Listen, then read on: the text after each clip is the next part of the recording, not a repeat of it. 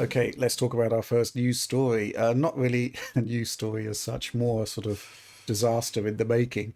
But this week, Xbox finally received its debut God of War title, or rather, War Gods, Zeus of Child. Um, the most, I mean, the footage is likely playing out on screen now as you see it, and suffice to say, it's not Kratos' finest hour. Um, this is just a really bizarre story. Definitely, we're in the midst of the silly season. John, let's talk about this. You've been playing it. Been I've been playing playing it. it. We have the exclusive multi-platform comparison of how this remarkable game plays out on all Xbox systems. But there's a bit of a weird story to this. Yeah, so we've been playing it, quote unquote, because there's really not much to it. You're in this arena, you have a Kratos model, enemies spawn forever. There's no collision detection. There's no animation when walking backwards. You just sort of, press buttons and the score goes up until you die. And I guess so.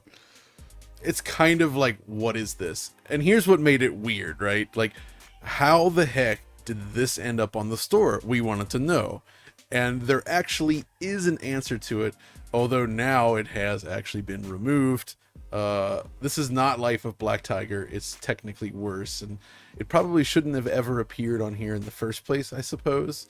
Rich, like, Yeah. what did you find about how this came to be? Because it's super weird. Well, it started last Tuesday where Wesley Yinpo on Eurogamer just was sort of delving deep into the depths of Reddit and discovered a small discussion about this game. And seemingly somebody had sneaked on a game onto the Xbox Marketplace that was total trash, that was essentially, basically starring Kratos. They ripped the model.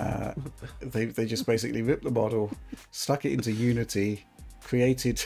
I struggle to call it a game, a time wasting exercise probably, and then it was available for I think I don't know, maybe 4 or 5 days on the Xbox store.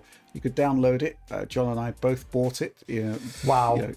In the interests of preservation, Yeah, of of course, course. because we knew that it would be deleted as soon as Microsoft were aware. And it of was. But it was, yeah, within 24 hours. The question is really, how on earth did this happen? How on earth did somebody just, lash up something in Unity starring Kratos, stick it on the Xbox store, and profit, essentially?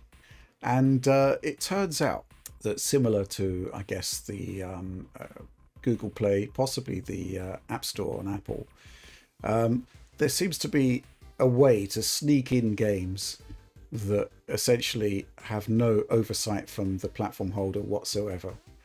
And in this case, it's the Xbox Creators Collection, Yeah. where you can put anything on there, absolutely anything. Microsoft does not review the content, although it might start to in the wake of this. And this is what you get. Just I wouldn't even call it shovelware, because shoveling involves effort. There was no effort put in on this whatsoever. And so it's basically the Wild West. Anybody can get a title uploaded onto the Xbox Marketplace via this Creators Collection. There's no achievements, there's no oversight from Microsoft in any way. If you search for it on the Xbox Store, it won't come up. Essentially you kind of, I had to use Google to find the page, and there's some interesting stuff to it. First of all, it's seemingly compatible with HoloLens. Oh yeah. And secondly, although it doesn't actually have an official PEGI rating, it was self-certified as PEGI 18 extreme violence. Yeah, it's yeah. the rating thing that confused me, actually. It's like, wait, this seemed to have ESRB and PEGI ratings, but I guess it's just... The whole thing is fascinating to me. I actually think it's really cool that they allow this kind of thing, where you can just essentially upload your creations. It almost turns the Xbox into like a Roblox-like platform, which is cool, I think. Yeah. But obviously, you know, there are some constraints to consider, and although they don't seemingly monitor what goes online, I guess this one sort of crossed some lines, I suppose. Well, I'll tell you what, John, when you first boot it up and you get that made in Unity flash that comes up, I had to laugh. Yeah, I mean, I do think some stuff like this, I do think gives, it probably contributes a little bit to the sometimes unfair distaste people have for Unity games, because I think Unity can be an amazing engine, but there's definitely sometimes issues. But more importantly, due to the way it works, you know, it is fair, you know, compared to other solutions, it's a good solution for getting just anything built and made that you might ever dream of, right? It's really good for this kind of thing, even though technically here they really didn't make a game. I'd say it's just a few parameters that they set up, and you know, it's just a little test thing, which is funny. But the fact that they're charging money for it, and in fact they have accosted upwards of $8 from Digital Foundry now. It's a little bit, yeah, it's something. Sounds like you were mugged by the game, John. It feels that, like, it feels that way sometimes when this showed up, you know. Well, you know, first of all, when we saw this, I mean, it was a game running on Xbox. The only slight indication that we had that something was amiss was that John couldn't use my copy. It said that there was a device limitation in play on my Microsoft account. That's weird. Which happens on Windows Store games. Yes. Well, we were actually removing Xbox because obviously being Digital Foundry, we have a lot of Xboxes between us. I think I myself have upwards of like 5 or 6 different Xbox systems. All of us have a lot of Xboxes, right? So we log into these accounts with many Xboxes, and it was not unthinkable that we might have reached some sort of arbitrary limit. But it turns out that just removing the Xboxes from the accounts had no impact, because it was actually UWP, or the, you know, the Windows stuff that was having an issue, and that is limited, it seems, to 10 systems. Yeah, that's right, something like that. Yeah, which is extremely annoying, totally arbitrary, and should be removed. By the way, it's another annoyance of. I had that recently with Forza Horizon 5, actually. Yeah. I had it with my account too, and I found, I mean, all my old PC builds were in there, and like several Xboxes, including like the old VCR Xbox was in there. It goes back to like 2005, and you're like, I don't even remember this PC. Yeah, exactly. You know? It's like, wait, what was that? And it's like, okay. So, you know, just imagine this game appearing and, you know, Digital Foundry potentially covering it, because we were thinking of it almost happened. Because before we sort of dug deeper and discovered the creator collection and what it actually is, we were thinking, you know, the first question I asked John is this worse than Life of Black Tiger on PlayStation 4? I said yes. And your answer was yes, absolutely, because that was actually a game. Well, actually, the first concern we had was like, let's make sure that this wasn't made by like a kid or something, you know, who just likes God of War and wanted to do something, like, because, you know, I wouldn't want to trample on their dreams, because, you know, if a little kid threw this together learning Unity or something, that's cool. But this has a company behind it, and that company has produced many games of similar quality.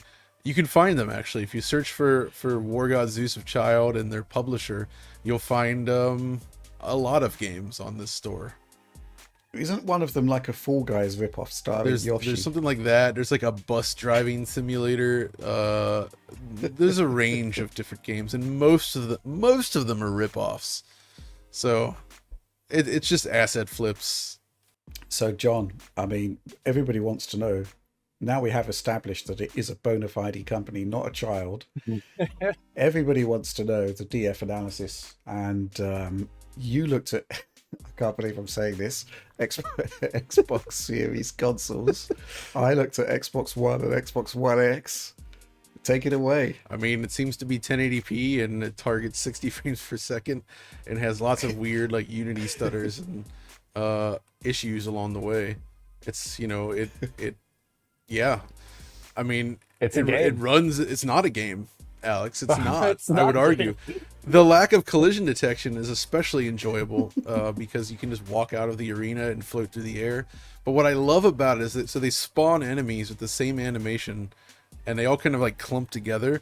But when you move far away from the center point, they accelerate the foes spawn in the arena, and then to get them to Kratos quickly, they sort of accelerate them right up to the player. So you'll start seeing enemies moving faster and faster up into the point that they join the pack. So hot tip for everyone, if you're playing this game, wait till all the enemies are in one giant clump of dude, and then just swing your axe a couple times, and you'll immediately get a high score. Amazing scenes. So yeah, obviously, I mean, there's a lot of a discussion at the moment about Xbox Series S. How does that hold up? It's the same.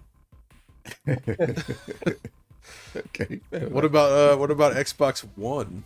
Well, I first of all played on Xbox One X, just to leverage the full power of the 6 teraflop GPU, and 60 frames per second. But basically, whenever there seems to be some kind of attempt at figuring out collision detection, you get these massive jarring frame rate drops. And but yeah, there it is. I mean, remarkable stuff. I mean, we tried to play it on PlayStation, couldn't do it. It doesn't work. It doesn't work. So, I mean, I'm just saying, like... Yeah, I mean, we didn't fight on HoloLens, but... I would actually like to see that. Imagine living in that arena. And, yes, so that was Xbox One X. And I'm afraid to say, Xbox One, it targets 60 frames per second. You get the same lurching collision drops, which seem to be worse. But it can't hold 60 frames per second. It's actually almost 9 years later, you know, we go from Rise Son of Rome at the launch of Xbox One to this. I'm gonna go ahead and say that Rise Son of whatever is the superior game. Rise Son of Rome from Crytek, no less. Which, by the way, it's still a gorgeous game, and if you haven't played that in a while, I do recommend busting it out. And if you play it on a more modern Xbox, it also at least solves the frame rate dips that occurred on that original launch unit. So, yeah, still a good game. Unfortunately, for some reason, it's 31 FPS, right? Isn't it? I know it has that stupid 31 FPS issue. Yeah, man. That's a shame. But the game is still gorgeous. So, game's great. VR is a great PC version. Yeah, it does. So yeah, War Gods, Zeus of Child, remarkable name. But it's in the game, they seem to be calling it God of Warning. But yes, that certainly livened up our week. And wow, what can I say? Yeah, we just wasted I don't know, 15 minutes talking about this. Sorry. Wasted. We apologize, Digital Foundry viewer. It won't happen again until it does. I don't know. Until there's a sequel. Until the sequel. Exactly.